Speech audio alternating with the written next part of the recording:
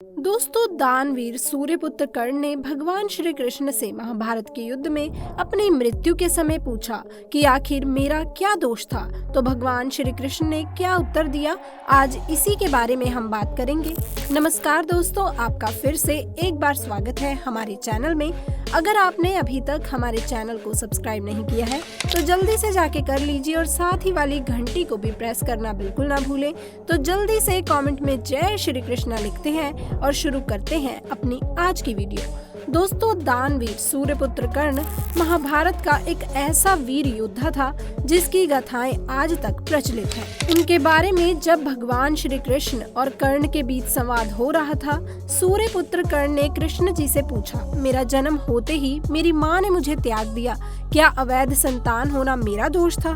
द्रोणाचार्य जी ने मुझे सिखाया नहीं क्योंकि मैं क्षत्रिय पुत्र नहीं था। परशुराम जी के पास गया तो उन्होंने मुझे सिखाया। जब मैंने उनसे शिक्षा प्राप्त कर ली और उन्हें मेरी सच्चाई के बारे में पता चला तो उन्होंने मुझे श्राप दिया कि जिस वक्त मुझे उनकी शिक्षा की सबसे ज्यादा आवश्यकता होगी उस समय मैं उनकी दी हुई शिक्षा भूल जाऊंगा, क्योंकि उनके अनुसार मैं क्षत्रिय नहीं था। केवल संयोगवश गाय को मेरा बाण लगा, उसके स्वामी ने मुझे श्राप दे दिया, जबकि मेरा कोई दोष नहीं था।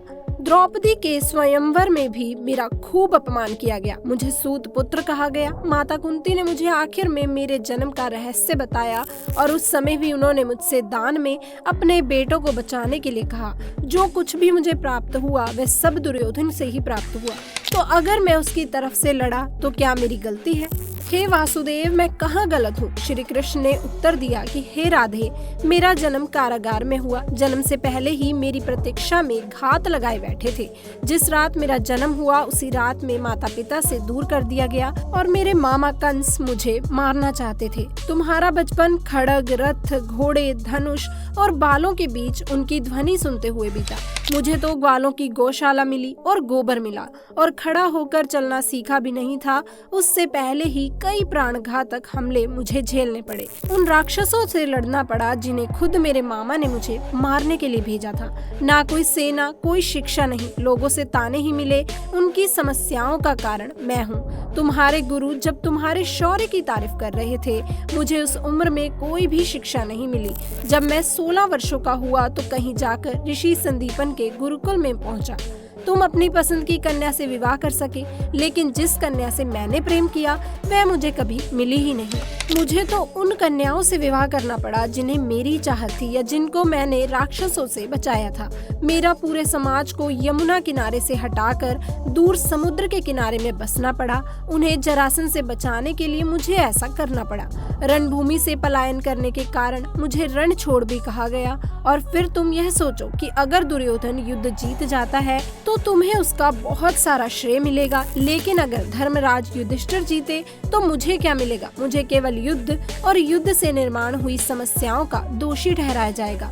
मुझे अनेकों श्राप झेलने पड़ेंगे। उन माताओं की पीड़ा को सहना पड़ेगा जिनके पुत्र इस युद्ध में बलि हो जाएंगे, या फिर उन पत्नियों के श्राप को सहना पड़ेगा जिनके पति इस युद्ध में शहीद होंगे।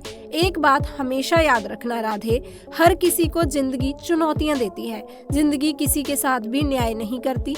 सत्य धर्म क्या है यह तुम भली भांति जानते हो। कोई बात नहीं कि अगर हमारा अपमान हो, जो अधिकार हमारा है हमें ना मिले तो कोई बात नहीं, लेकिन महत्व की बात यह है कि तुम उस संकट का सामना कैसे करते हो। अगर तुम उस समय उस संकट का सामना कर लेते हो तो आज तुम्हें यह दिन नहीं देखना पड़ता। इसलिए रोना धोना बंद करो। अगर जिंदगी न्याय नहीं करती इसका मतलब यह नहीं कि हम अधर्म के पथ पर चलने लगे।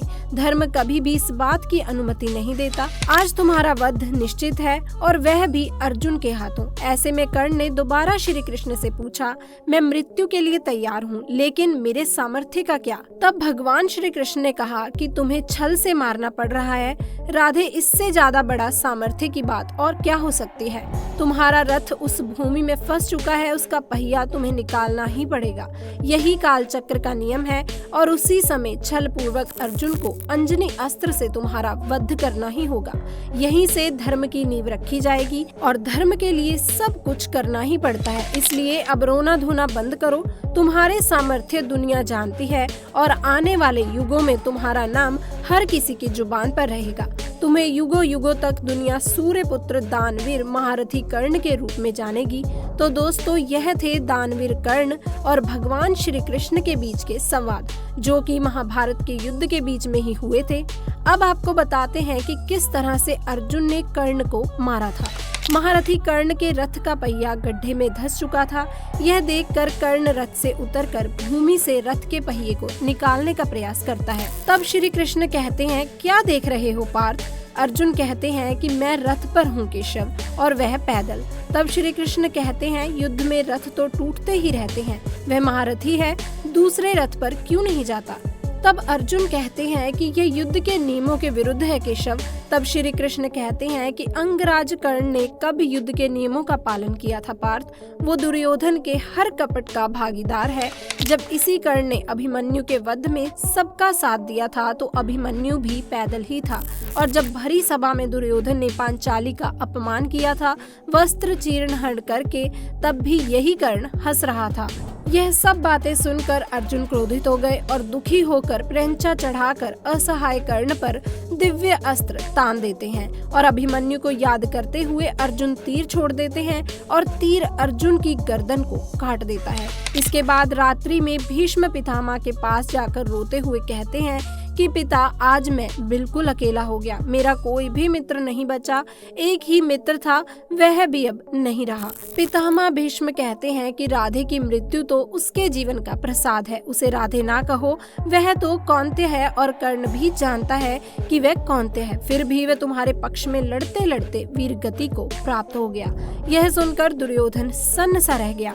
दूसरी ओर कुंती अकेली युद्ध भूमि में कर्ण के शव के पास जाती है और फूट फूट कर रोने लगती है। तभी वहां श्री कृष्ण के साथ पांचों पांडव आ जाते हैं। युधिष्ठिर कहते हैं कि माता श्री, हमारे इस प्रधान गुरु के शव के पास बैठी हुई आप क्यों रो रही हैं? हे वासुदेव, आप माता श्री को समझाते क्यों नहीं कि शत्रु के शव पर आंसू बहाकर वे अपने पुत्रों का अपमान कर रही हैं? धर्मराज युधिष्ठिर वासुदेव से कहते हैं कि आप माता कुंती को समझाते क्यों नहीं कि ये राधे है? तभी कुंती कहती है कि ये राधे नहीं, कौन्तेय है, यह मेरे ज्येष्ठ पुत्र हैं और तुम्हारा ज्येष्ठ भ्राता है। ये बात सुनकर युधिष्ठिर, अर्जुन और बाकी सभी भाई सन्न रह जाते हैं। तभी युधिष्ठिर कहता है कि आपके मौन ने हमें अपने ही ज्येष्ठ भ्राता का हत्यारा बना दिया। आज मैं इस रणभूमि में अपने ज्येष्ठ भ्राता के शव को साक्षी मानकर सारी नारी जाति को यह श्राप देता हूँ कि आज के उपरांत वे कोई भी भेद अपने भीतर नहीं रख पाएंगी, यानी कि किसी भी भेद को वे भेद रख ही नहीं पाएंगी। दोस्तों, तभी से कहा जाता है कि औरतों के पेट में कोई बात नहीं पचती। अगर उन्हें किसी भेद का पता चल जाए तो वे फौरन दूसरी औरत को बता देती हैं। महाभारत काल से ही यह श्राप औरतों के लिए चला आ रहा है। इसी प्रकार गांधारी ने भी अपने सभी पुत्रों की मृत्यु के बाद श्री कृष्ण को श्राप दिया था, और धृतराष्ट्र को भी उसके 100 पुत्रों के मरने का श्राप मिला था। तो दोस्तों, अगर आप जानना चाहते हैं कि महाभारत में किसने किसको श्राप दिए और वे श्राप किस तरह से पूरे हुए, तो हमें कमेंट करके जरूर बताएं। हम आपके लिए उस पर वीडियो जरूर लाएंगे। वीडियो पसंद आई हो एक लाइक जरूर कीजिएगा, हमारे चैनल को सब्सक्राइब करें और साथ ही बेल आइकन को भी प्रेस कर दें। मिलते हैं अगली वीडियो में, तब तक के लिए सभी का धन्यवाद।